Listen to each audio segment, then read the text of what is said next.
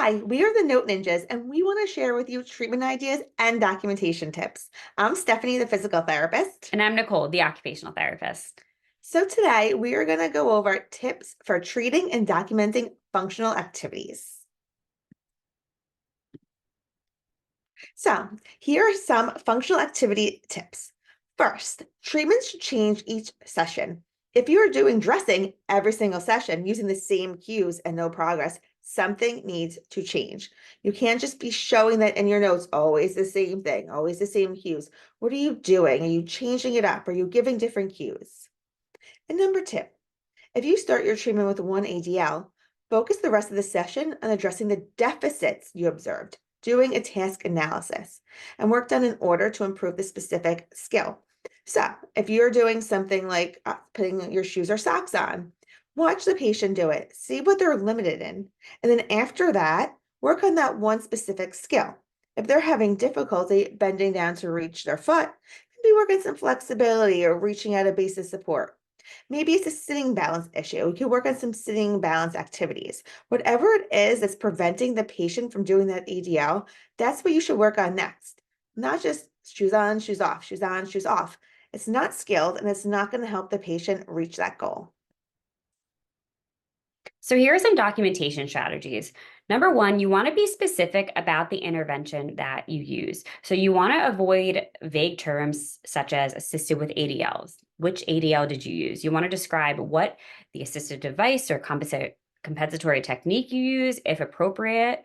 Okay, so you need to focus on the skilled strategy. Don't just worry about all the steps of the activity. You need to focus on what you are doing.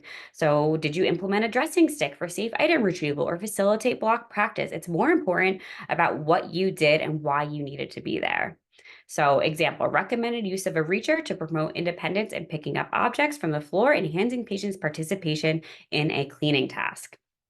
Number two, for our documentation strategies, is to note the functional changes. This is really important. Our notes should be reflecting any change in the intensity of the exercise or level of assistance needed. Was your patient able to maybe lift more weight? Or if they weren't able to lift as much weight as they did last session, why? What was the reason? Was there a functional change that happened? Are they not feeling as well? Is there a medication problem? So we need to understand, we need to be documenting this in our notes. So for example, patient progressed to an 8-pound dumbbell in the right upper extremity during therapeutic exercises, targeting bicep, deltoid, and tricep muscles, and is now able to carry groceries independently. So this is great because we are being specific. We are noting the side of the arm that we are training, then we are targeting what muscles. We are being specific with the type of muscles that we're using in our documentation, and then why. What was the functional reason that we were working on those upper extremity movements to be able to carry groceries independently? And our third is to integrate goal-oriented phrases. So you need to link the ADL to the patient's long-term goal. This not only shows progress, but justifies the need for ongoing therapy. You should not be working on a specific task or activity if it's not related to one of your patient's goals. It has to be related, and it helps show your skill. And you can utilize pre-prepared phrases that directly relate to the patient's performance in ADLs. And it's easier to edit a template than write from scratch every time. So we keep phrases that we use frequently, and then we'll just change how the patient presented. So we're writing less, but yet you're keeping it patient-centered.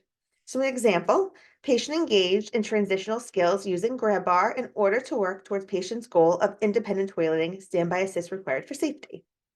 And then we utilize checklists or drop-down menus. These are great. This depends, you could use this in your EMR system if it's available, or you can just use in the Google Doc, you could actually do drop-down menus. So this, again, helps you customize. It helps you do templates that makes your documentation quicker, however, very patient-centered. So you can have a drop-down menu with lots of choices. You can explain the activity. The drop-down menu could have all choices of how your patient could be presenting, because there's so many ways your patient can present. We have like 20 different options, so we can still keep it related to the patient. And if for some reason the patient presents different, you could just change it. But 99% of your patients will probably have one of those options if you have a nice long list, and it makes it so easy. And one more strategy to really speed up your documentation and make it more simple for you is to batch your documentation if appropriate. So it might not always be appropriate, but if you are doing activities, multiple balance activities, multiple ADLs, transfers all in one, you could save time by clustering these together and then maybe just summarizing the level of assistance if it's the same or the equipment required for the group of activities. So an example of this would be if you are doing a bathing and a grooming activity and it's the same level of assist and maybe you're requiring the same type of cues. You could say for bathing and grooming activities, patient required minimal physical assistance to reach back of head from washing and washing and brushing the hair due to limited shoulder mobility. So because it is you are applying the same skill to each of those treatments, then you can bundle it together. And that way you can add your time and justify your billing. So you could do this with therapeutic exercises, with balance, gait mobility. So just a little quick tip that we have. So we hope these documentation and treatment strategies were helpful to you and that you can apply them into your everyday practice. For more information on documentation tips for treatment ideas, make sure to subscribe and follow the Note Ninjas.